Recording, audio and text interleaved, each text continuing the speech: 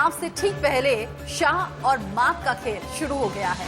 शाह के बंगाल के 2 दिवसीय दौरे से ठीक पहले टीएमसी ने इस्तीफों की झड़ी यहां पर देखने को मिल रही है। पिछले 36 घंटों में 4 बड़े टीएमसी नेता इस्तीफा दे चुके हैं। दीदी के सबसे करीबी कहे जाने वाले शुवेंदु अधिकारी के इस्तीफे देने के बाद टीएमसी में खलबली मची हुई है।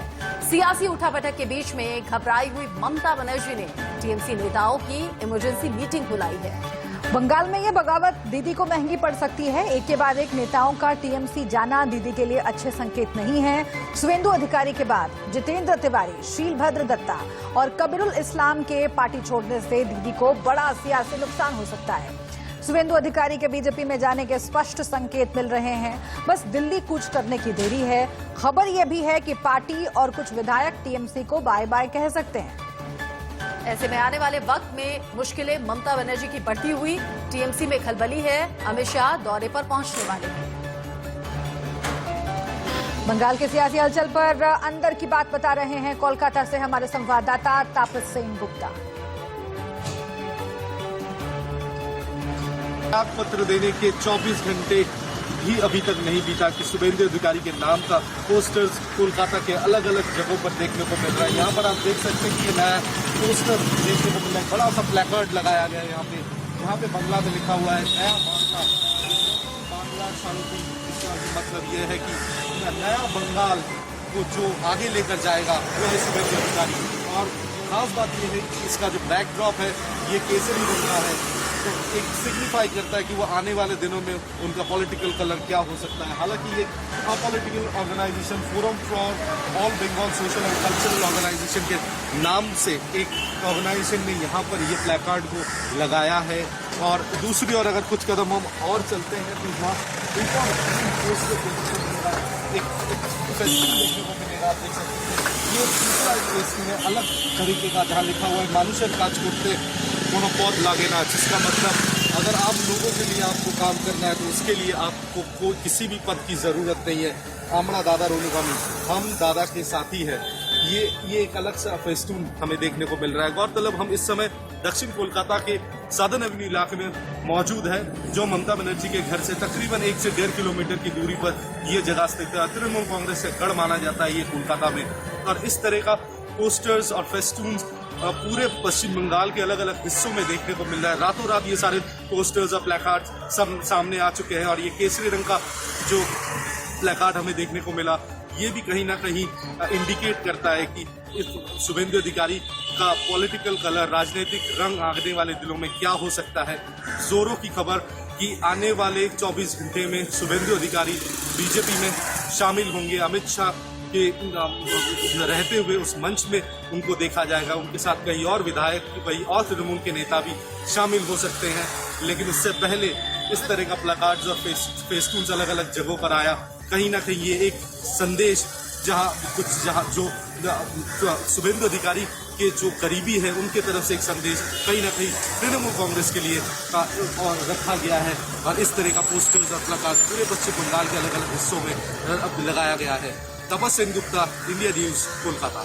टीएमसी से किनारा करने के बाद लगातार ये सुबुआहट तेज है कि बीजेपी ज्वाइन कर लेंगे शुवेंदु। लेकिन अगर भगवा रंग के बैकग्राउंड में पोस्टर जगह जगह लग गए हैं तो इसे स्पष्ट संदेश समझिएगा। वहीं बीजेपी सांसद सौमित्र खान ने कहा है कि बंगाल में एक एक कर सभी नेता ममता बनर्जी का साथ छोड़कर जा रहे हैं।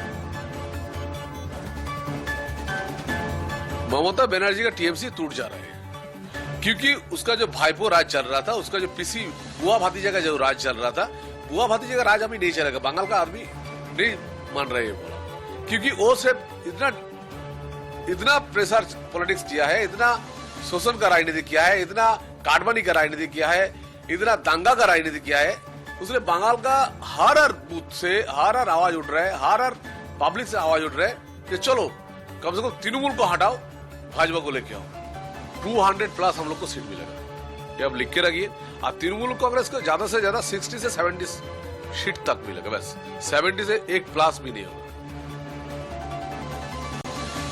क्या उनके साथ कांटेक्ट में है? क्या कांग्रेस चाहती है कि शुवेंदु अधिकारी आपके साथ आए या कुछ ऐसा? नहीं, ऐसा कुछ नहीं है। ये सिर्फ चर्चा कुछ षड्यंत्रकारी लोग चला सकते हैं, मगर इसमें कोई सत्यता नहीं। तो बागियों की तादाद लगातार बढ़ती जा रही है, यही असल चिंता है ममता बनर्जी की। टीएमसी के बागी नेता जितेंद्र तिवारी की क्या है आगे की रणनीति, इस पर एक्सक्लूसिवली इंडिया न्यूज संवाददाता तापस सिंह गुप्ता ने बात की है। इस समय पश्चिम बंगाल में सबसे चर्चित नामों में से एक है जितेंद्र तिवारी। उन्होंने पार्टी से अपना त्याग पत्र दे दिया और इस समय वो हमसे जुड़ रहे हैं। जितेंद्र तिवारी जी, ये बताएं कि आपने राजनीति में फिलहाल तो अपने पार्टी से इस्तीफा दिया है, क्या मूल कारण रहा है? आपने कुछ दिनों से बहुत बातें कही हैं कि आप नाखुश थे, ऐसा क्या हो गया? कितने साल पार्टी के साथ रहते हुए ममता बनर्जी का बहुत करीब रहे हैं, अचानक क्या हो गया? देखिए, पार्टी ने जो जिम्मेदारी मुझे दी थी जिला अध्यक्ष के रूप में, वो केवल बाहर से दिखावा लग रहा था। पार्टी के लिए मैं काम नहीं कर पा रहा था और पार्टी को अपने पैर पर खड़ा कराने के लिए जो भी एक्टिविटीज करनी चाहिए उस एक्टिविटी से मुझे रोका जा रहा था और बाहर से ही, कलकत्ता से ही पार्टी को चलाने का प्रयास किया जा रहा था। और मैं देख रहा था कि मेरे आंखों के सामने ही हमारी पार्टी दिन प्रतिदिन अपनी लोकप्रियता खो रही है, विरोधी मजबूत हो रहे हैं और बार बार मैंने समझाने का प्रयास भी किया कि इसे कैसे निकला जाए, कम से कम इतनी लिबर्टी मुझे दी जाए कि मैं इसे रोक सकूं, लेकिन ये लिबर्टी मुझे नहीं दी गई। तो मैं जब देख रहा हूं कि पराजय की ओर ही बार बार पार्टी को या दल को भेजा जा रहा है, तो फिर मैं ये जिम्मेदारी क्यों लूं? मैंने छोड़ा कि ठीक है, आप यदि मेरी बात नहीं सुनेंगे तो ये जिम्मेदारी जो लोग हैं वो लोग खुद लें। आप जब आसनसोल म्युनिसिपल कॉर्पोरेशन के जब एडमिनिस्ट्रेटर के पद से आपने इस्तीफा दिया था, तब आपने बॉबी हकीम के बारे में या फिराद हकीम के बारे में कहा था कि कहीं ना कहीं लग रहा था कि वही जिम्मेदार है कि आप पार्टी छोड़ रहे हो, उसके लिए उसी को आप जिम्मेदार ठहरा रहे थे। उस समय पार्टी छोड़ने के लिए नहीं, नगर निगम के प्रशासक की कुर्सी छोड़ने के लिए मैंने वो कहा था कि आसनसोल नगर निगम के प्रशासक की कुर्सी पर बैठकर आप लोगों की आशाओं को, लोगों की आकांक्षाओं को पूरा करने की जिम्मेदारी आपकी होती है। तो और ये जब तक म्युनिसिपल अफेयर डिपार्टमेंट आपको सहयोग न करे तब तक आप ये काम नहीं कर सकते। बार बार बोलने के बावजूद जब मैं देख रहा हूँ कि आसनसोल नगर निगम को जो सहायता मिलनी चाहिए डिपार्टमेंट से, वो सहायता नहीं मिल रही है, लोग मायूस होकर लौट के चले जा रहे हैं, तो उस कुर्सी पर बैठकर क्या लाभ? तो मैंने वो कुर्सी छोड़ दी। क्या आप राजनीति से संन्यास ले ली? संन्यास इसे आप कहें या जो भी कहें, ममता बनर्जी जब तक हैं तो ममता बनर्जी को छोड़कर मैं दूसरी किसी पार्टी में जाने के बारे में नहीं सोच सकता, क्योंकि उन्होंने मेरे लिए बहुत कुछ किया है। उन्हें यदि मैं छोड़ दूं तो मुझे अपने आप को बेईमान, मेरा चेहरा बेईमान की तरह नजर आएगा। तो उन्हें जब मैं छोड़ नहीं सकता और ये जो पार्टी है इसमें काम कर नहीं सकता, तो कोई विकल्प बचता नहीं है कि दूसरे रास्ते पर चला जाऊं। लेकिन आज तो मीटिंग होना था ममता जी के साथ आपको। मीटिंग मैं ये सोच के भी आया था कि करूंगा, लेकिन कल जैसे मैंने प्रशासक का पद छोड़ा, उसके बाद जिस तरह से विधायक का मेरा जो कार्यालय है वहां पर हमले हुए, आज सुबह से देख रहा हूँ मलय घटक के कुछ लफंगे तरह के लोग मेरे तस्वीरों को जलाना, उस पर पैर से कुचलना, कालिक पोतना, ये सब जो काम किया जा रहा है घृणित का। आपने ही जिसने पार्टी की 25 साल से सेवा की, उससे यदि थोड़ा मनमुटाव हो गया तो आप उसके साथ इस तरह का व्यवहार कर सकते हैं। तो ये देखने के बाद मन क्षुब्ध हो गया कि ये थे जितेंद्र तिवारी। मन में बहुत दर्द और अभिमान है कहीं ना कहीं अपने पार्टी के लिए, लेकिन आज भी वो कहते हैं कि ममता बनर्जी जब तक है वो दूसरे किसी पार्टी में जाकर योगदान करने की बात सोच भी नहीं सकते। हालांकि उनका ये कहना है कि वो राजनीतिक तौर पे संन्यास ले चुके हैं, लेकिन अब देखने वाली बात होगी आगे जाकर क्या ममता बनर्जी जितेंद्र तिवारी से बात करके मनाकर वापस उन्हें अपने जगह पर बैठा सकती हैं कि नहीं। तापस सिंह गुप्ता, इंडिया न्यूज, कोलकाता। पश्चिम बंगाल में चुनाव में अभी वक्त है, लेकिन राजनीतिक समीकरण जो हैं वो पल पल बदलते और बिगड़ते हुए नजर आ रहे हैं। ममता बनर्जी के लिए तापस सिंह गुप्ता ज्यादा अपडेट के साथ जुड़ गए हैं इसी खबर पर हमारे साथ। तापस, टीएमसी के बड़े लीडर्स एक एक करके टीएमसी से किनारा कर रहे हैं। बीजेपी तो हाथों हाथ भुनाना चाहती है इस मुद्दे को और चाहती है कि बीजेपी में शामिल हो जाएं, स्वागत है। लेकिन ममता बनर्जी आगे स्ट्रेटेजी क्या अपनाएंगी? हालांकि वो कह रही हैं कोई फर्क नहीं पड़ता जाने से। जी देखिए, ममता बनर्जी जो कह रही है कुछ हद तक सही भी है, क्योंकि पश्चिम बंगाल में तृणमूल कांग्रेस का जो वोट बैंक रहा है वो वोट बैंक कहीं ना कहीं ममता बनर्जी पोस्टर गल रही है, ममता बनर्जी के नाम पर ही वोट लिया जाता है। आज के तारीख में भी वो एक घरेलू नाम है, एक घर की बेटी जैसी हैं, तो उनका एक इमोशनल कनेक्ट है, उनको बातों भी पता है कि किसको इनकैश कैसे करना चाहिए। हालांकि जो स्थिति अभी बनते हुए बन रहा है और देखने को मिल रहा है, शुभेंदु अधिकारी, उसके बाद अब मिहिर गोस्वामी, जितेंद्र तिवारी, कर्नल दीप्तांशु चौधरी, ये सारे बड़े नाम हैं। अगर ये चले जाते हैं तो इनके साथ एक बड़ा वोट बैंक शिफ्ट हो जाएगा, और ये वोट बैंक अगर शिफ्ट हो जाता है तो चाहे वो कितना भी एक पॉपुलर नाम हो ममता बनर्जी, कहीं ना कहीं तो वोट बैंक में उसका असर देखने को मिलेगा। ये ममता बनर्जी को भी मालूम है, लेकिन इस समय जो देखने को मिल रहा है कि ममता बनर्जी लगभग तय कर चुकी है। लेकिन इमरजेंसी मीटिंग में क्या हो रहा है तापस? इमरजेंसी मीटिंग बुला ली ममता बनर्जी ने। अब जाहिर है कि उन्हें भी खिसकती हुई जमीन का आभास हो रहा होगा। आप बता रहे हैं कि बहुत फर्क नहीं पड़ता, लेकिन मीटिंग्स में अब किस तरह की स्ट्रैटेजी आगे बनेगी ताकि बागियों की संख्या ना बढ़े? सबसे बड़ी चुनौती तो यही है कि बागी जो हैं उनकी संख्या लगातार बढ़ती जा रही है टीएमसी में। जी देखिए, पहली बात तो है कि आज कोई इमरजेंसी मीटिंग तो नहीं थी तृणमूल कांग्रेस की तरफ से, लेकिन उनका एक रूटीन शेड्यूल रहता है मीटिंग का, जहां पर वो हर वीक मुआयना करते कि क्या किन जगहों पर सुधार करना चाहिए। लेकिन आज वो मीटिंग नहीं हो पाया, किस कारण वो अभी भी हमें पता नहीं है। पर लेकिन ये जरूर पता है कि ममता बनर्जी कल उत्तरी बंगाल से लौटने के बाद बड़े लीडर्स जो है तृणमूल कांग्रेस से, उनके साथ सीधे तौर पर संपर्क में है कि किस तरह इस घर को टूटने से बचाया जाए।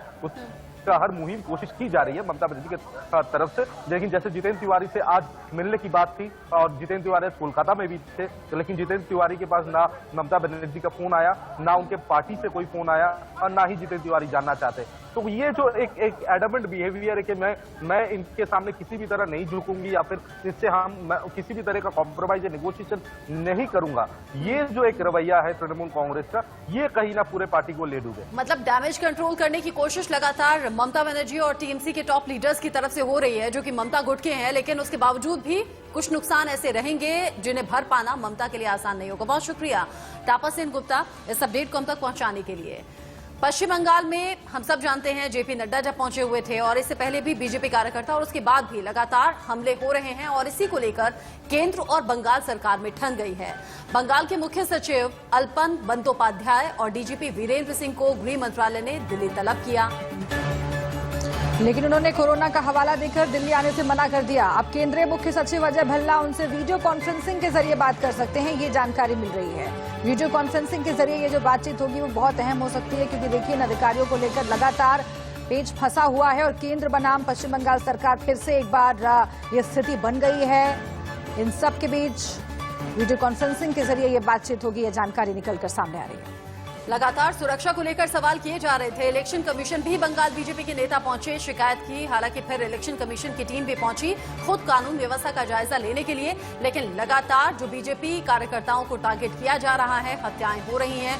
130 से ज्यादा ये संख्या पहुंच गई है। बीजेपी लगातार हमलावर टीएमसी पर। हालांकि टीएमसी और ममता बनर्जी बार बार इन आरोपों से इनकार करते रहे हैं, लेकिन राजनीतिक हिंसा को लेकर अब केंद्र और पश्चिम बंगाल सरकार आमने सामने है।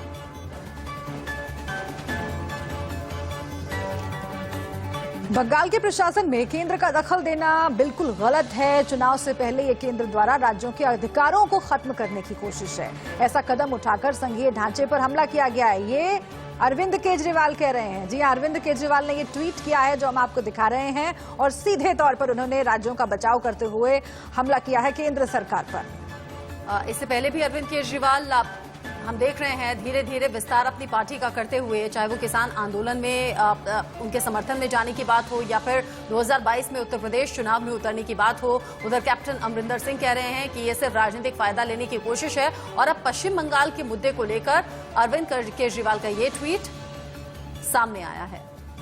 केंद्र का दखल देना बिल्कुल गलत बताया। चुनाव से पहले केंद्र के जरिए राज्यों के अधिकारों को खत्म करने की कोशिश हो रही है, जो सरासर गलत है। ऐसा कदम उठाकर संघीय ढांचे पर हमला किया गया है।